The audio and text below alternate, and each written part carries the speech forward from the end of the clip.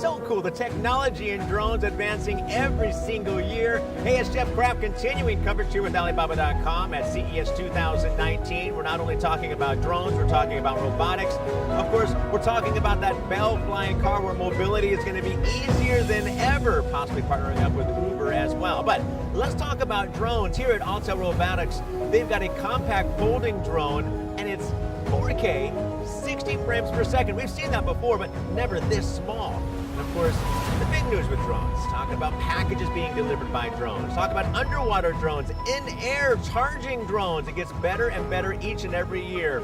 We're going to continue the coverage, walk around the Central Hall, the South Hall, the North Hall, all over CES, as we continue the coverage here at CES 2019.